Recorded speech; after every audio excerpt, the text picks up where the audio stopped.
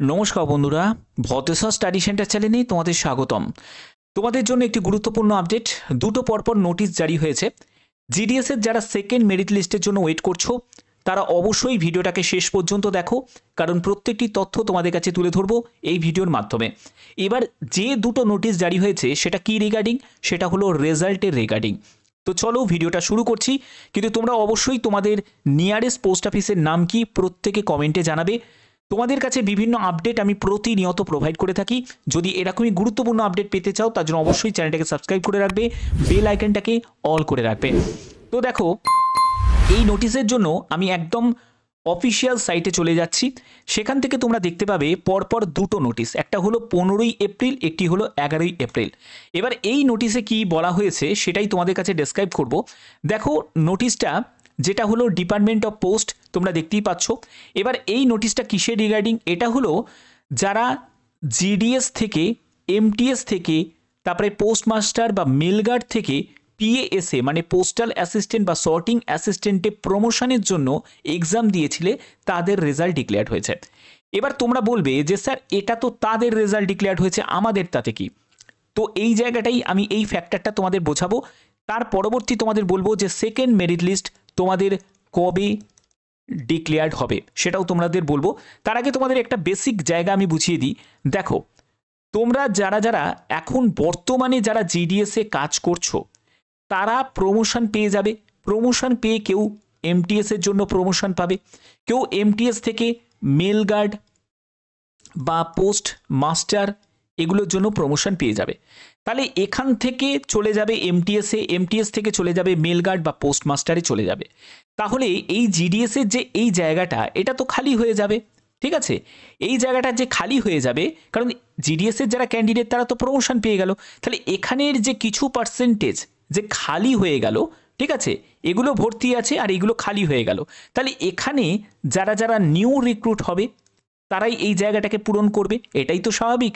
তাহলে রেজাল্টের ক্ষেত্রেও কিন্তু সেম, অর্থাৎ এই যে প্রমোশন কোটার যেসব রেজাল্টগুলো যেগুলো প্রকাশিত হয়ে যাচ্ছে, মানে এখান থেকে এখানে, এখান থেকে এখানে যে যারা পৌঁছে যাবে, তাহলে কি হবে, এবার যে নতুন যারা যারা ওয়েট করছে, অর্থাৎ second merit list, third, fourth, fifth, এগুলোর জন্য যারা যারা ওয়েট করছে তারা সেই জায়গাটা এবার পূরণ করবে। এটাই তো মেন ব্যাপার। তাহলে রেজাল্টও কিন্তু তোমাদের সেম, অর্থাৎ এদের যখন ডিপার্টমেন্টাল এদের রেজাল্ট যখন ডিক্লেয়ার্ড হয়ে গেছে, এবার তোমাদের রেজাল্টও কিন্তু ডিক্লেয়ার্ড হতে চলেছে। কবে ডিক্লেয়ার্ড হবে সেটার ব্যাপারে আমি অলরেডি তোমাদের বলেছি, তবুও আমি তোমাদের আরেকবার বলে দিচ্ছি।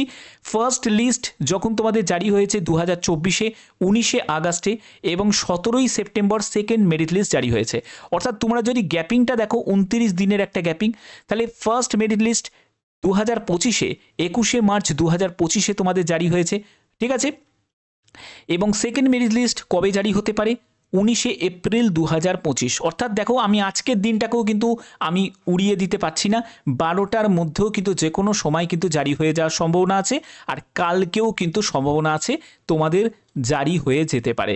29 দিনের মধ্যেই কিন্তু এটা, যদি আমি এর সঙ্গে যদি ম্যাচ করি তাহলে 29 দিন গ্যাপিং কিন্তু থাকে, 29-30 দিন কিন্তু গ্যাপিং থাকে, ঠিক আছে।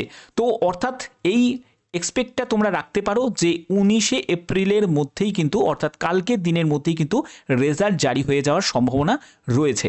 বাদবাকি দেখো কিসের জন্য ডিলে, বা তাদের কোনো ইন্টারনাল কোনো যদি কোনো প্রবলেম থাকে, কারুর হয়তো ডিভির কোনো সমস্যা হচ্ছে, বা কারুর হয়তো সার্টিফিকেটের জায়গায় কোনো ইস্যু হয়েছে, বা অন্য কোনো ধরো ডিপার্টমেন্টাল কিছু প্রবলেম হতে পারে, সেগুলোর জন্য 1-2 দিন ডিলে হতেই পারে, সেটা নিয়ে তো কোনো ব্যাপার নয়।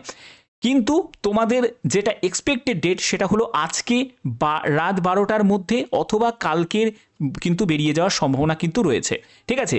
যদি আমি 2024-এর সাথে যদি কম্পেয়ার করি, ভালো করে বোঝো, 2024-এর সাথে যদি কম্পেয়ার করি, বাদবাকি যে কোনো আপডেট যখনই আসবে সেই আপডেট নিশ্চয়ই তোমাদের প্রোভাইড করে দেবো।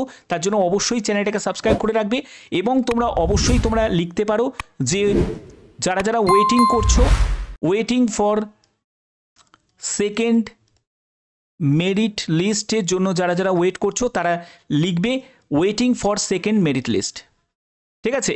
এটা অবশ্যই তোমরা কমেন্টে লিখবে। বাদবাকি যে কোনো আপডেট তোমরা সবার আগে পেয়ে যাবে, তার জন্য অবশ্যই চ্যানেলটাকে সাবস্ক্রাইব করে রাখবে, বেল আইকনটাকে অল করে রাখবে। এখনের মতো এটুকুই, টাটা।